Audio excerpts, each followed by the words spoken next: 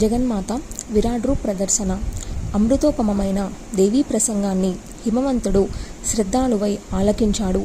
మహాదేవి, నువ్వు సమష్టి స్వరూపానివి, దయచేసి ఆ రూపంలోనే దర్శనం అనుగ్రహించు అని అభ్యర్థించాడు. ఈ అభ్యర్థనకు దేవతలందరూ సంతోషించారు. భక్తుల కోరికలు తీర్చే కామధేనువు కదా జగదంబిక. వెంటనే పరాత్పరమైన తన విరాట్ రూపాన్ని దర్శింపజేసింది. ఆకాశమే శిరస్సుగా, సూర్యచంద్రులు నేత్రాలుగా, దిక్కులే చెవులుగా, వేదాలు వాకులుగా, వాయువు ప్రాణంగా, విశ్వమే హృదయంగా, పృథివీ జగనంగా, నభస్థలం నాభిగా, జ్యోతిశ్చక్రం వక్షస్థలంగా, మహార్లోకం కంఠంగా, జనుర్లోకం ముఖంగా, సత్యత పాలోకాదాలు లలాటంగా, ఇంద్రాది దిక్పాలకులు బాహువులుగా, అశ్విని దేవతలు ముకుపూటాలుగా, గంధమే గ్రాణంగా, అగ్నియే ముఖంగా, దివారాత్రులు కనురెప్పలుగా, భ్రూవిజృంభం బ్రహ్మస్థానంగా, జలమే తాలువులుగా, రసమే జిహ్వగా, యముడు దంష్ట్రలుగా, స్నేహకలలే దంతాలుగా, మాయయే హాసంగా, క్రీగంటి చూపులే సృష్టిగా, సిగ్గు పై పెదవిగా,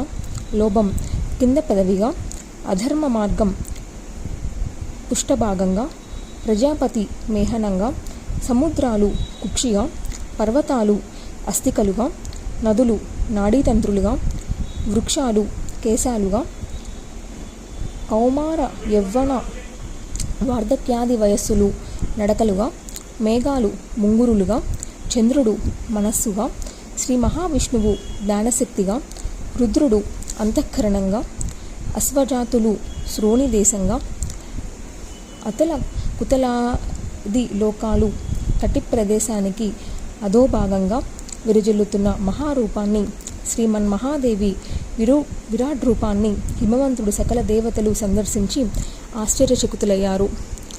మంటలు ఎగజిమ్ముతున్న ముఖం, చప్పరిస్తున్న నాలుక, పళ్ళు పటపటలాడిస్తున్న నోరు, అగ్నులను వెదజల్లుతున్న కన్నులు, రకరకాల ఆయుధాలను ధరించిన చేతులు, బ్రహ్మాండ క్షత్రియ ధర్మాలతో రూపుగొన్న వీరత్వం, సహస్ర శీర్షలు, సహస్ర నయనాలు, సహస్ర చరణాలు, కోటి సూర్య ప్రతీకాసము, విద్యోత్కోటి సమాప్రభము అయిన తేజోమయ రూపం, కన్నులకే కాదు గుండెలకు భయంగొలిపే ఘోర భీకర భీషణాకారం. దేవతలు కన్నులప్పగించి చూస్తూనే ఉన్నారు, హాహాకారాలు చేస్తూనే ఉన్నారు. ఆ దివ్య తేజస్సును తట్టుకోలేక అందరూ మూర్ఛపోతున్నారు. 4 వేదాలు 4 దిక్కుల నుంచి మంత్రాలు చదివి మళ్ళీ అందరినీ స్పృహలోకి తెచ్చి ఊరడించాయి.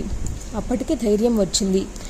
చెమ్మగిల్లిన కన్నులతో, జీరువోయిన కంఠాలతో సకల దేవతలు ఆ విరాట్ రూపిణిని స్తుతించారు. జగదంబ, మా అపరాధాన్ని క్షమించు, నీ బిడ్డలం, దీనులం, రక్షించు. నీ విరాట్ రూపాన్ని చూసి భయంగా ఉంది. దేవేశ్వరి, కోపాన్ని విడిచిపెట్టు. నిన్ను ఏమని స్తుతించగలం? మేము దేవతలమే అయినా నిన్ను స్తుతించడం చేతగాని పామురలం. నీ విక్రమం ఏమిటో ఎంతటిదో మాకే కాదు, ఎవరికీ తెలీదు. అది పూర్తిగా అజ్ఞేయం, అప్రమేయం. నీ తరువాత నీకు బిడ్డలుగా పుట్టిన వాళ్ళం. మాక తెలిసేది నీ మహత్యం.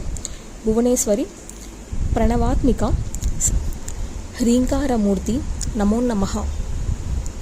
సూర్యచంద్రులు, గ్రహణ నక్షత్రాలు, అగ్ని, ఔషధులు అన్నీ నువ్వు నుంచి ఆవిర్భవించినవే. నువ్వు సర్వాత్మికవు. దేవ మానవ దానవ పశుపక్షాది జాతులన్నీ నీ వల్లనే కదా రూపుదాల్చాయి. ప్రాణాపాన వ్యానోధాన సమాన వాయువులు నువ్వే. పంటలు పళ్ళు ఫలాలు నువ్వే. తపస్సు, సత్యము, ధ్యానము, ధ్యేయము సమస్తము నువ్వే. బ్రహ్మచర్యాది దీక్షలన్నీ నువ్వే. జగన్మాత, నమో నమః.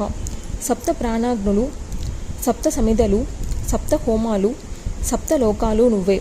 సముద్రాలు, నదులు, గిరులు, సర్వరస రూపగంధాలు అన్నీ నువ్వే. యజ్ఞాలు, యాపాలు, దక్షిణలు, దీక్షలు, రుగ్య దుస్సామలు సర్వస్వము నువ్వే. సర్వాత్మకమైన నీకు అన్ని వైపులా నమస్కరిస్తున్నాము, మళ్ళీ నమస్కరిస్తున్నాము. దేవేసి, ఈ అలౌకిక దివ్య రూపాన్ని దయచేసి ఉపసంహరించు.